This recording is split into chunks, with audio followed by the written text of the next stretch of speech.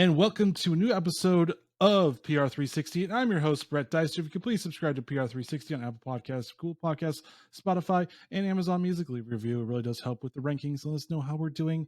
And also follow us or subscribe through YouTube to get all these lovely videos as well. But this week we're going to be talking about Instagram, social media, podcasting, all that other fun stuff that you really need to know because they're all hot and popular and people love to try to dabble in it. But with me, I have Deevo with me, and he is a photographer, a videographer, a blogger, a serial entrepreneur. He also has a podcast as well, so he's actually used to this and used to doing all this kind of fun stuff. He also has experience in building relationships, guerrilla marketing, bootstrapping, social media, and his podcast is MBB Podcast. It's a weekly talk show that explores central topics to the human creative digital architecture to help small business and entrepreneur brand and market. Hey, so Brett, thanks for having me. I appreciate it. My counterpart is not here today. She's actually doing a keynote with a former Navy SEAL. She's filming and producing on site for that. Otherwise, she would have joined us. So she said to send her regards. Fair enough. Hey, I mean, you got work to do. She's with the Navy SEAL today. That's kind of a cool deal. Yeah. It actually really is. I'd be like, I'd go there too. I was like, I'd probably do the Navy SEAL over this. No offense, Brett. I'm sure you're cool as shit, but Navy SEAL sounds like some cool storytelling. Yeah, no offense taken. I would probably go too. But the first question I asked all my guests is, are you a coffee or I'm both. Drinker? Coffee during the day, tea during the afternoon and evening. What about yourself?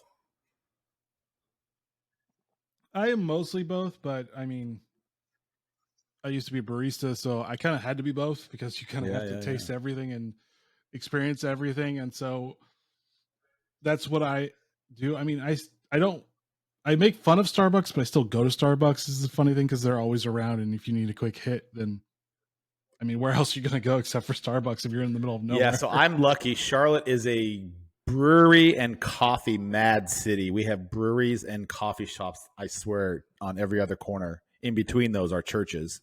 But so it's coffee, brewery, church. But you'll love this. I just came back from Costa Rica, and I actually got to spend an entire day on a coffee farm making coffee and chocolate from scratch. I got to pick the beans. I got to process with the farmers. I got to crush the chocolate. It was amazing. And I brought back 10 bags of coffee straight from the brewery from Costa Rica. It's brilliant. Hey, nothing wrong with that. I mean, coffee and chocolate kind of go together anyway. So it's like match made in heaven. No brainer. I'm actually drinking some of that right now. This is my new coffee mug I brought back from Costa Rica too. Hand painted by some of the local indigenous people there. It's pretty cool. Anyway, thanks for having me on the show. I'm excited to be here. Our PR360. Whoops. Our PR360 mug. But I gave a brief introduction to you. Can you give a little bit more of your expertise to our listeners so they can understand? Yeah, thank you for the opportunity. Straight out of college, I went straight into the corporate world. I did the 9-to-5 like everybody is trained to do as robots. Did that for 15 years or so while I was still trying to pursue my hobby as a photographer. I didn't realize I was going to be making money off of photography at the time. I just was sort of passionate about it. I've had a camera in my hand since I was 12. And so I was just, I've always taken photographs, but I eventually quit the corporate world to launch my own business because I started realizing that I was actually pretty good at what I did and could make money at it. And so I just dove headlong into it, and that's where I am now. I own a couple of different businesses that are both centered around content creation and photography and video. And then in 2018, I launched a new brand called Sprout Connectors with my partner, Lisa, which focuses on social media growth and at the integration. Let me back that up. The integration of branding and marketing with social media and content. So we take the left brain and the right brain, the business pragmatics and the art and photography, and we combine them to utilize social media and branding for primarily small businesses, although we do have some pretty large clients as well now. Nice. And I mean, that's what we're going to talk about a little bit. First part is just photography in general was the main staple in social media. Everybody had to know how to take decent photography at least, or at least try to figure out how to do photography and then it finally kind of switched to be video. So, how what is the photography market right now in terms of social media? Should photographers be worried that Instagram's like, yeah, we really don't care about you guys as much anymore, or we officially don't care about you guys as much anymore? We care about video, we care about TikTok and Snapchat and whatever Yeah, they're great doing. question. So I there's a couple of ways to different ways to look at that. Photography is not dead. However, its luster has evolved a bit or denigrated, if you will, depending upon your perspective, because everybody has cell phones now, right? They can take photographs anywhere and everywhere at all points of the day, and now video. And so the idea of hiring a photographer has sort of evolved a little bit, and I won't even say for a second that there's no need for it, because we get hired every day to take photography. I would say that the way you take photography has evolved, and the meaning that it has and the perception that it has with the primary audience of viewers has evolved a bit. That being said, Instagram's shift to video, quote unquote, it's been a long time coming. In fact, years in the making. It's more marketing than anything else.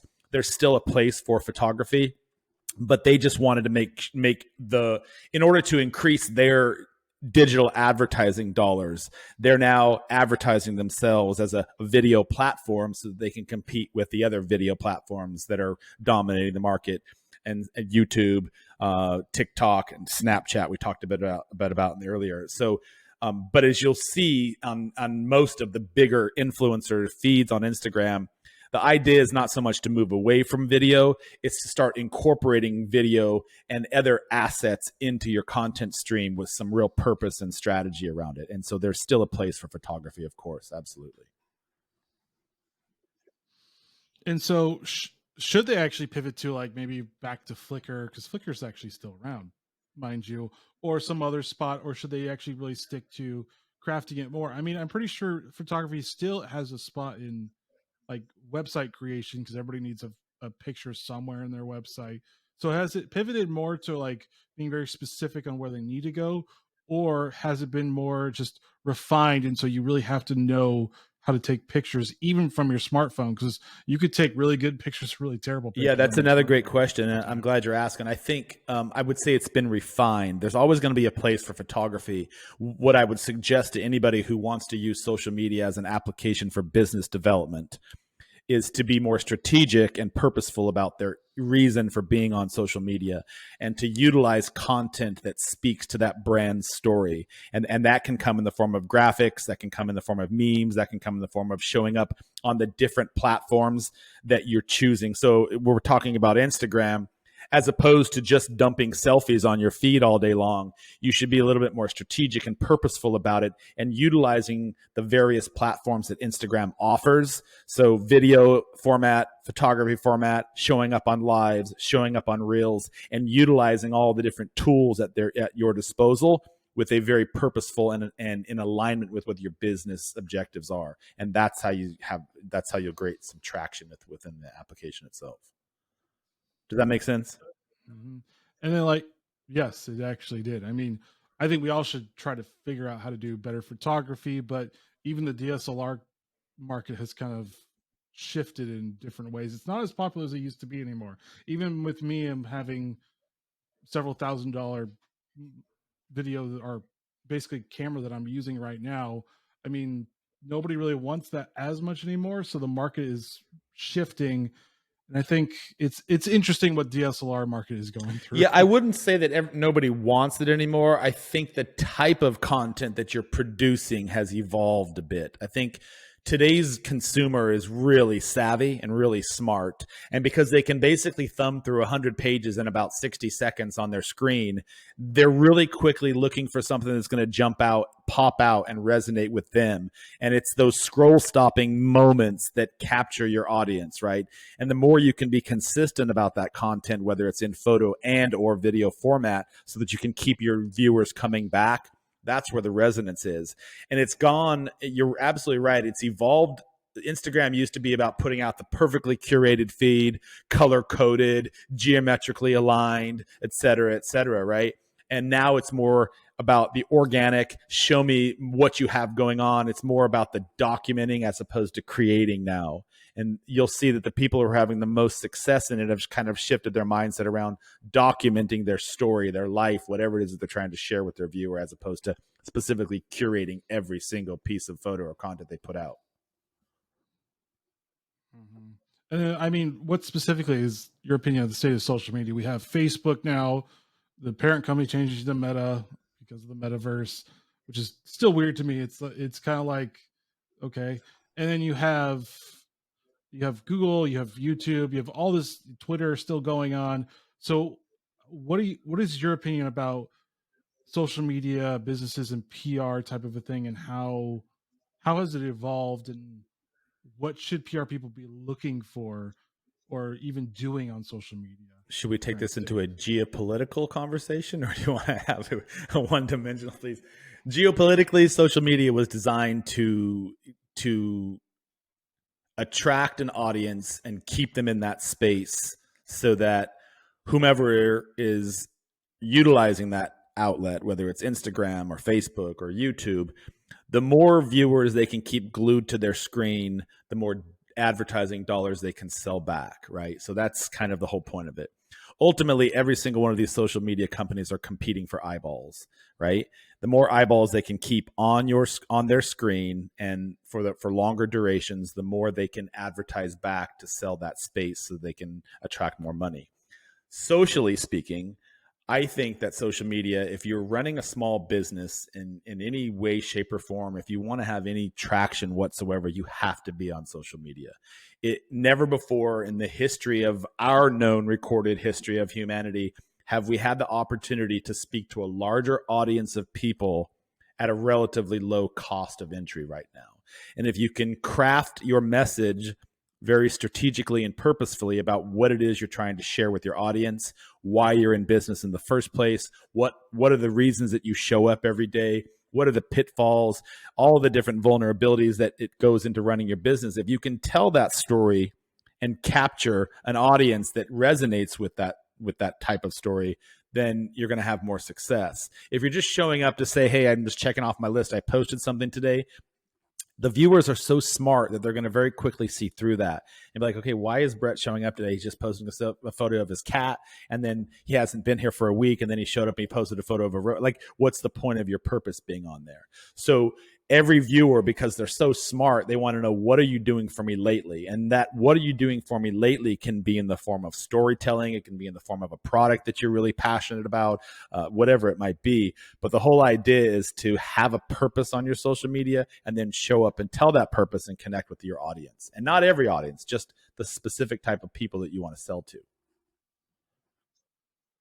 So almost like niche down to the core audience and then maybe branch out eventually. Yeah, absolutely. I would say, I mean, it's an age-old cliche. If you're selling to everybody, you're selling to nobody. But it's the same thing, you know.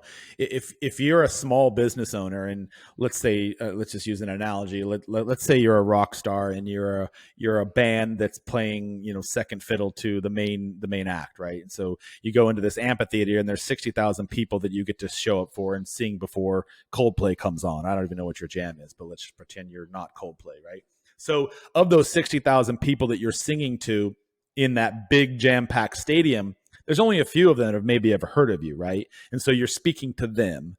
But you're also going to pick up some other fans because you had a larger audience, right? So the idea is to take that down from a diminutive scale and think, who can I speak to in my social sphere, and not focus on the followers, not focus on anything other than just telling your story.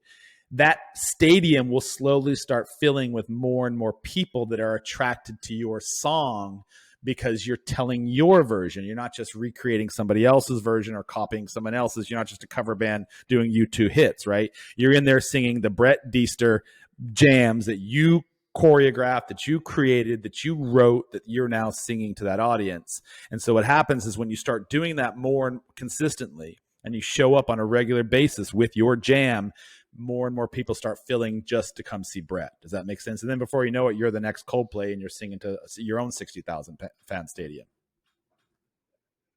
Oh yeah, it makes sense. I mean, you got to start somewhere, and you can't be realistic in saying I'm going to hit all those 60,000. No, you're probably going to hit 10, and then maybe Exactly. build and build. I mean, that's how everything goes. You have to build it before people go, Yeah, "Oh, you're absolutely. awesome."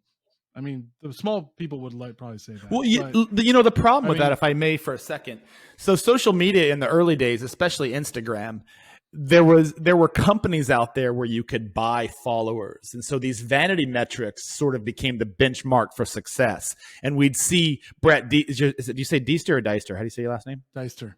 Deister. So you would see Brett Deister out there. He's got 500,000 fans or 200,000 fans. And I look at you and I'm like, man, he is the best podcaster ever. I want to be just like Brett. He's got 250,000 followers. Like, he's a big fucking deal.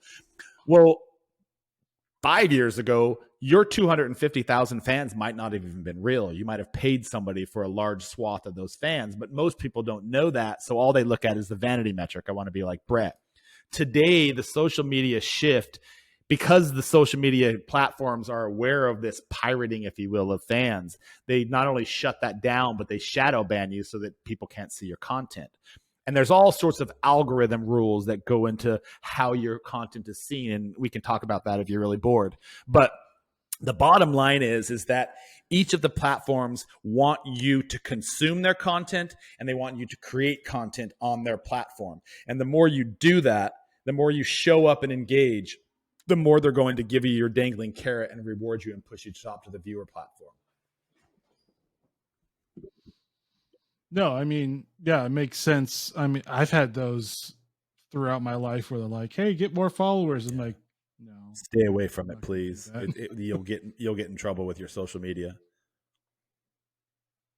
Well, even before you actually got in trouble, I was like, this is all fake. I mean, I'm not really getting anybody that cares. I'm just getting fake things that may help me boost a little bit, but in the long run, people will figure it out. I mean, people People figure figure it out out in the everything. The long run. truth always rises.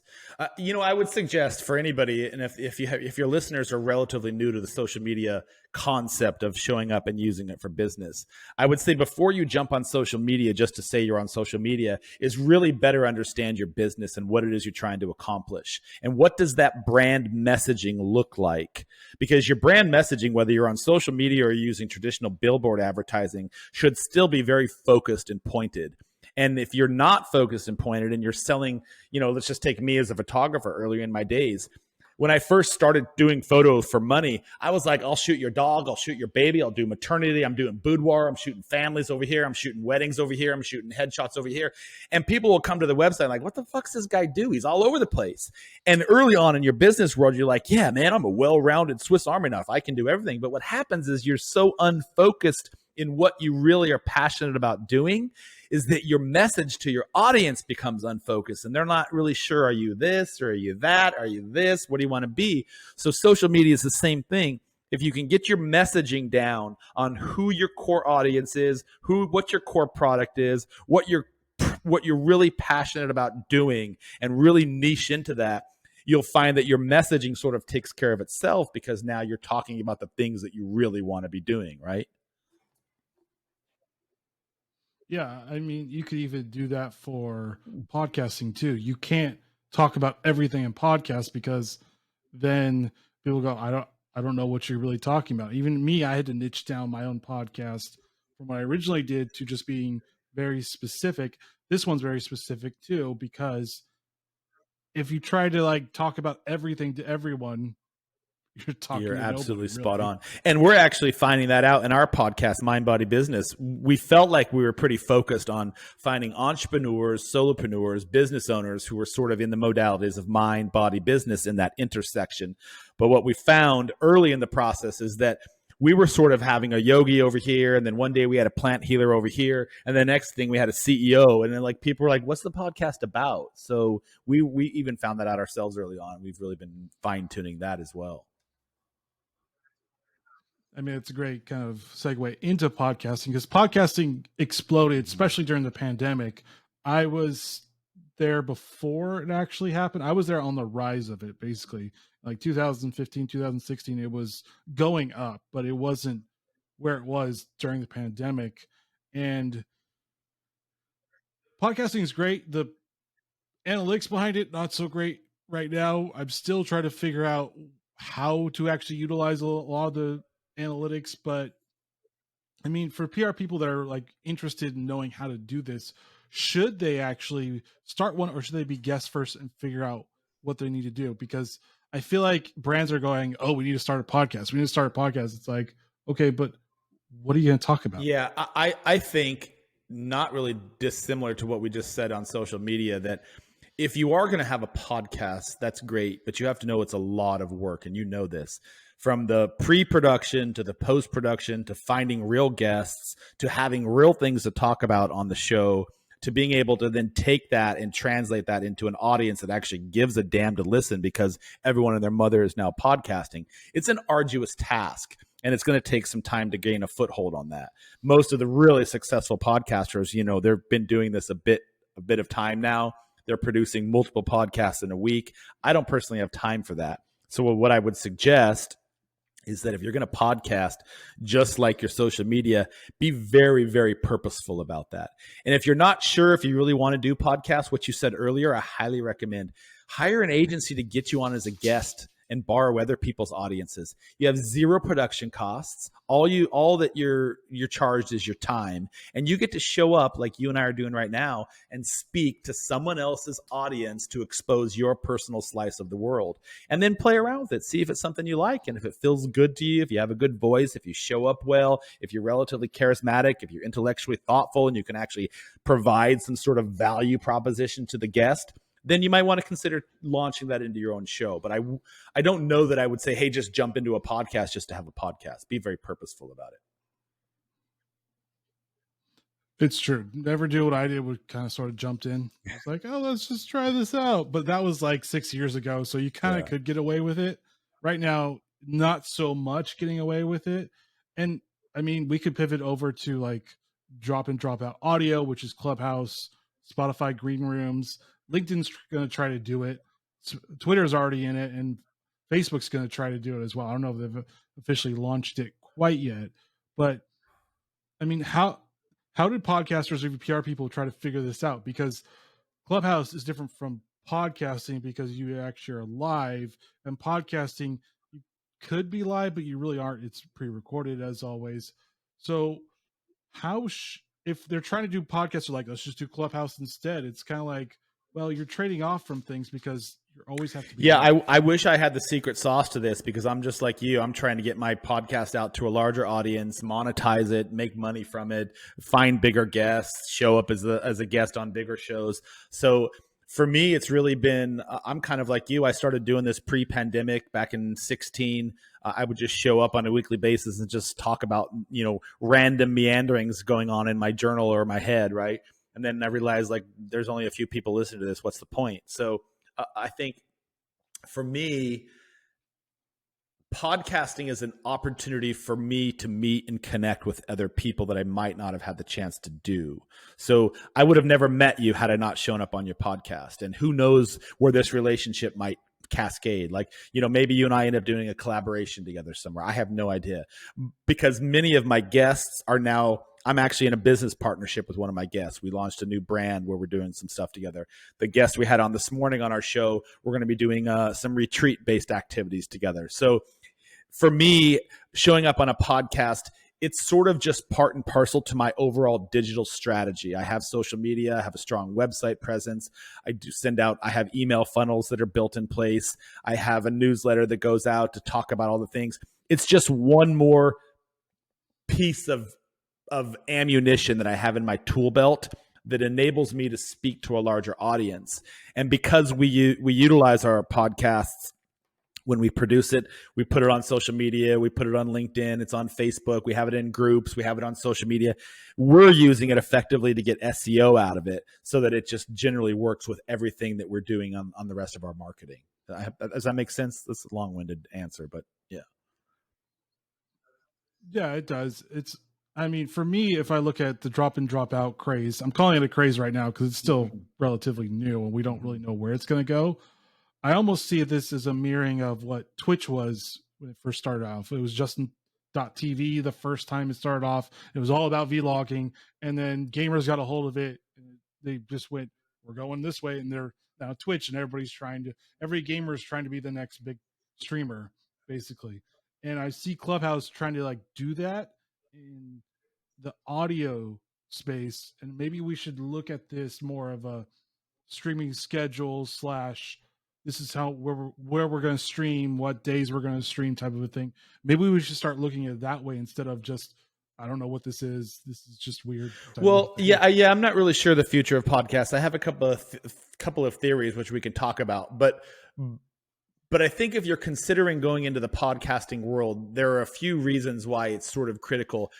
Podcasting kind of fits into people's lives. It's easier than having to sit down and watch TV because you can listen it in your car. You can put it on your headphones. I actually listen. You're going to laugh. When I'm in the gym working out, I listen to podcasts. That's sort of my snack. I don't listen to music. I actually listen to podcasts. I like to pick up on how other people are doing their shows. But it's really cool because podcasts are sort of evergreen. They can be consumed for longer periods of time as opposed to like. It's sort of like the podcasts are kind of mirroring the shape and the formation of what modern television is now doing. If you take a look at TV, you basically can tune on whatever you want, whenever you want, for however long you want, right? We're no longer subjected to the television broadcasting stations of the 4 p.m. show that only went from 4 to 5. I can turn on that show now anytime I want. And so podcast is sort of mirroring that model because they know not only does it fit into people's lives, but people can consume it for longer periods of time because they can watch it at their own discretion.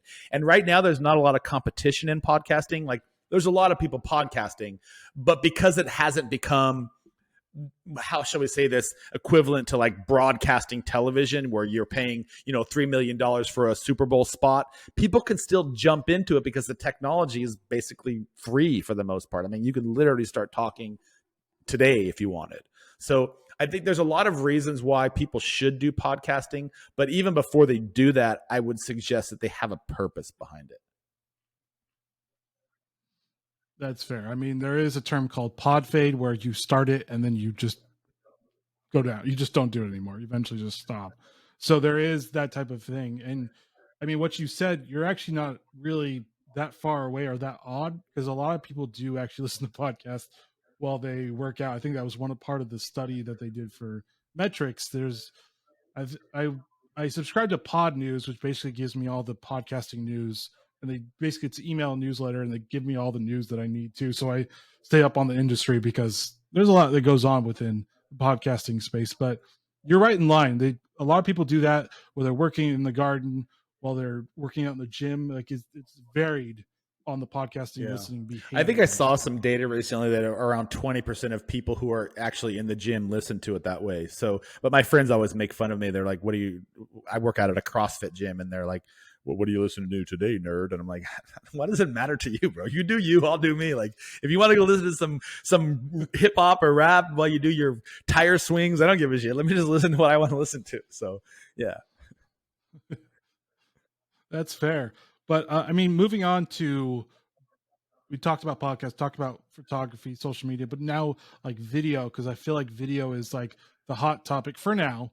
I mean, I feel like it's more just really short video. That's really the hot topic right now. And so how should photographers, videographers, even PR people figure out this formula, I guess is the best way of figuring out how to do video well for their brand or well for them personal brand too? Oh, that's a loaded question because there's so many different ways to watch video. I think the primary reason why people should be utilizing video is it drives engagement.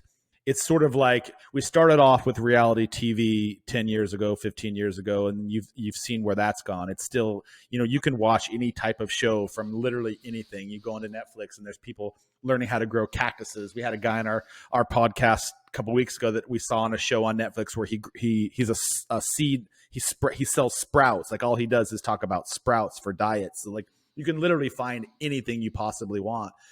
And video, because it sort of pulls back that curtain, a photograph has its purpose. I understand the whole meaning behind that. And for me, a photograph is more artistic because you sort of have to consume it in a different way. Whereas video, you can kind of lazily sit back and let the video do the work for you. Does that make sense? So when I said photography is evolving, it's moving into a different it's moving into a different type of audience, because the type of audience that really appreciates photography are the same type of people that go to the orchestra or go to museums and that sort of stuff. Whereas for video, it's almost become the lazy man's consumption tool. And I don't mean that derogatorily. I just mean that you can basically sit back on your sofa like television, turn it on, and you can watch video. And there's so many different ways that you can consume it. But the bottom line is that it drives engagement because people really want to see what's going on, and they don't necessarily want to have to sit there and flip through all the photographs. It's a million photographs coming at you at once. And second part to your second question, how can people get started? I hate to sound like a broken record, but I would really sit down and make a list of the things that you could offer in video first and foremost. What is it that you think that you could present to your audience that might be useful to them, solve a problem for them, answer a question for them, entertain them in some capacity? And then once you've made that list, start thinking about how you can fill up that list with consumable content. I wouldn't just start throwing videos up to throw up videos unless you're just doing it for shits and giggles. Yeah, I mean, that's pretty true. Also, just being a little bit different from everybody else, because we see videos all the time, and it's like the billboard analogy of like you can only read about 10 words on a billboard. That's basically like structure of how it is. You can only read about 10 words.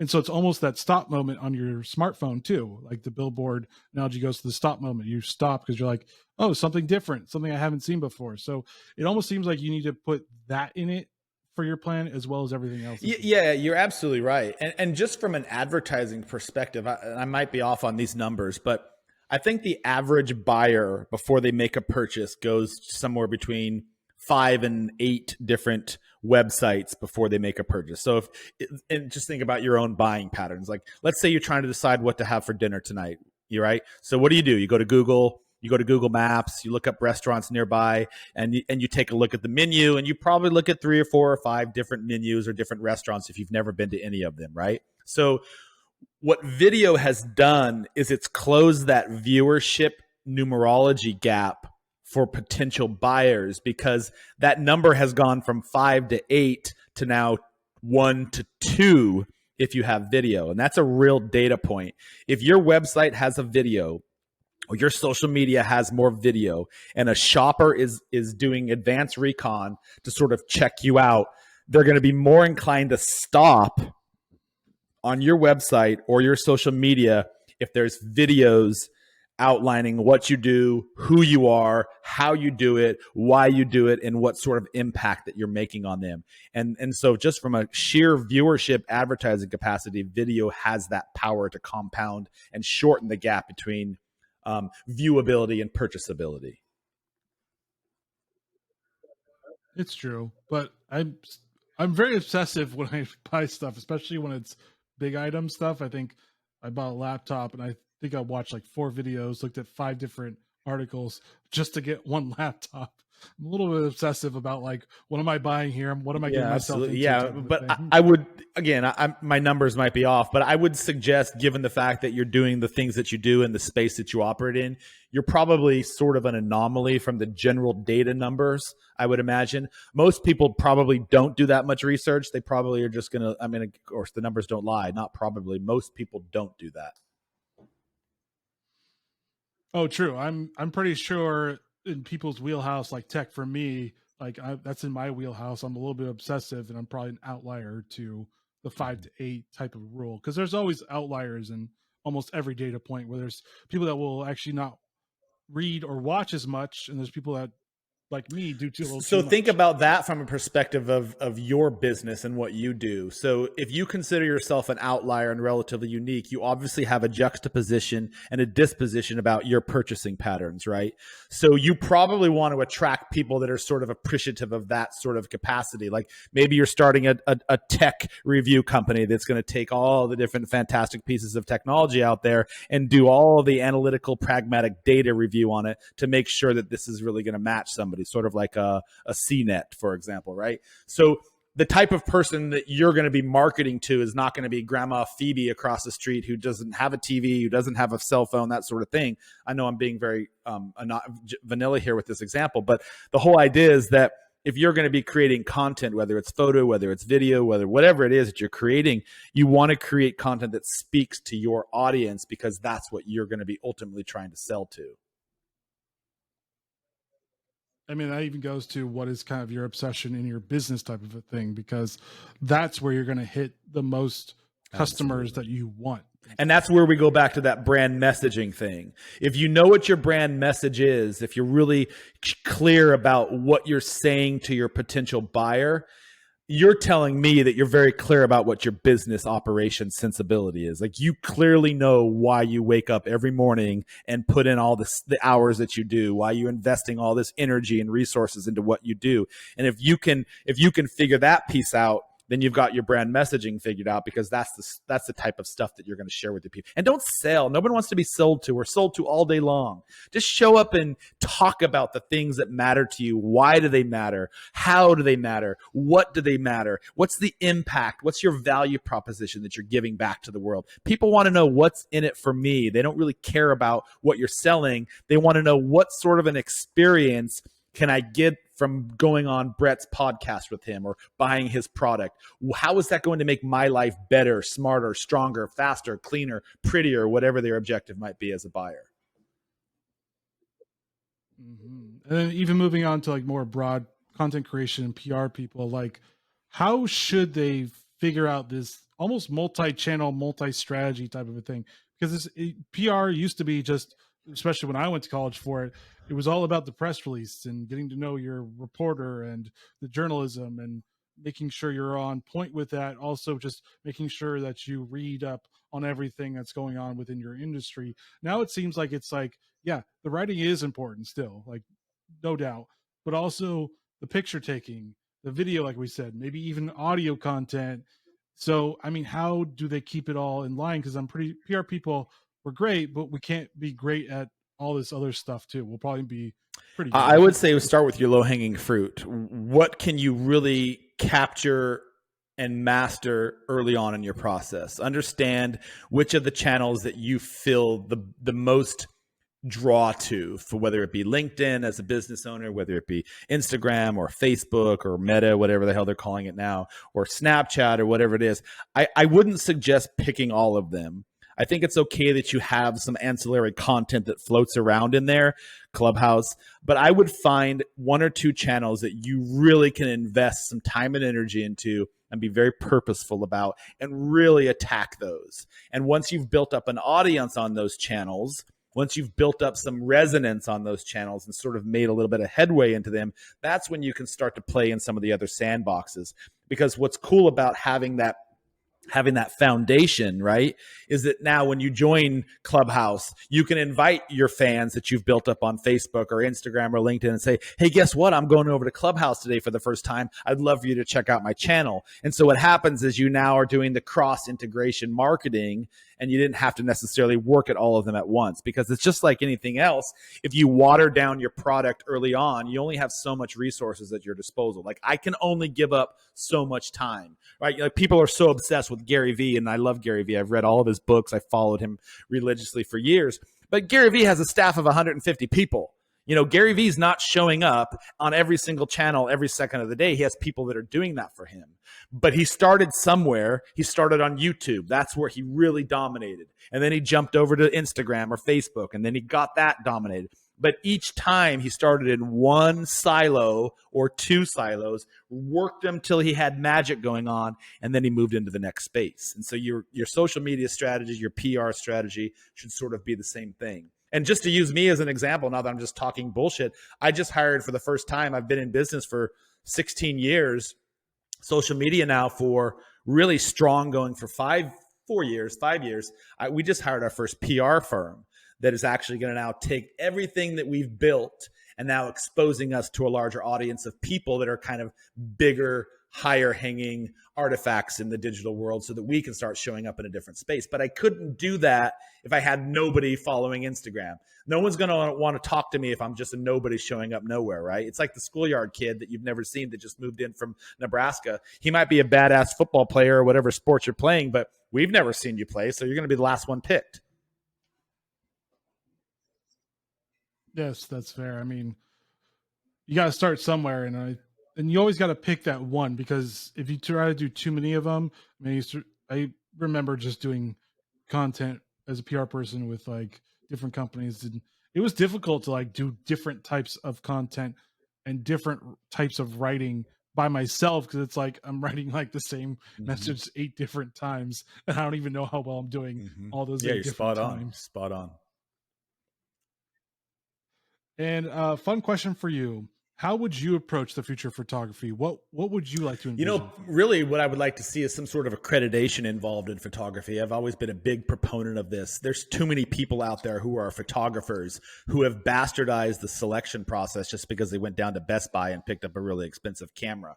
And not to knock the boots on people who are an aspiring photographer, but just like anything else, the quality level has descended, and the consumer, who is just really looking for the best deal most of the time, ends up hiring somebody who doesn't have a lot of talent or skill or assets, and they end up having buyer's regret because they didn't get out of it what they wanted. I can't tell you how many times I've had rework clients that have hired somebody else and spent less money, didn't get what they want, ended up with buyer's regret, and then came back to me to fix their problem. That happens on a regular basis. And because there's no real point of entry to get into photography, you can literally go buy a camera today and call yourself a photographer. I don't know if this will ever happen, but I would like to see some sort of accreditation involved with it before you can actually sell your services. I know that sounds a bit dystopian, but in a magic world with my magic wand, that's what I would do. Now, assuming that never happens, I think that the shape of photography is going to continue on the path that it is.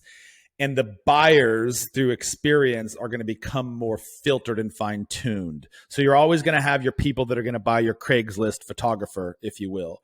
But because they've had lessons that they've learned from bad experiences, they're going to sort of go to a different echelon of buying capacity, and we'll still be looking for photographers who have experience and bandwidth and really have been able to fine tune and hone in on their craft. And that's the type of people that are going to be buying. I think there's always going to be a market for, low level amateurs. I was once a low level amateur, right? So please hear me when I say I'm not denigrating those people. I'm just saying that if you want to be a photographer and you want to be able to charge top dollars like I do, you have to have some more experience, continue educating yourself, continue to evolve as a creator, so that you can, when a client comes to you, like it's a Fortune 500 company and says, hey, I'm shooting in a wind tunnel next week for a really high end company. And when I tell them, well, this fee is going to be X number of thousands of dollars, they're like, okay, how do we pay for you?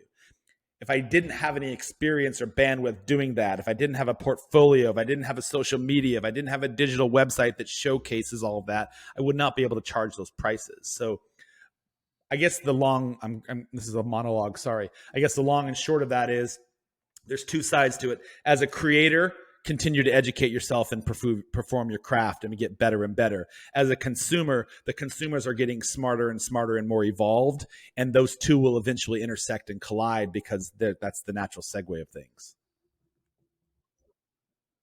Well, it's almost like, and I think I coined this a long while ago when I was working for somebody, like content guidelines, like brand guidelines, but specifically the how to get the best content. PR people are going to have to figure that out and be like, okay, how can we get the best content? But we have to have guidelines of like what we're looking for. So the creator understands what the PR person or brand needs to have. I don't think there's anything like that right now because people haven't figured it out yet. And I think I might be onto something. I might be talking crazy, but I feel like when there's no guidelines, it's you do hire the amateurs. Not saying you can't become better, but you do hire. I love where you're going with that, and intrinsically that is taken care of by itself by a good creator. A good content creator has their own systems of checks and balances when they interview the client that they might be potentially working for, so that they can properly understand and explore and do discovery on that. I don't go into any photo shoot without having a discovery meeting with my clients.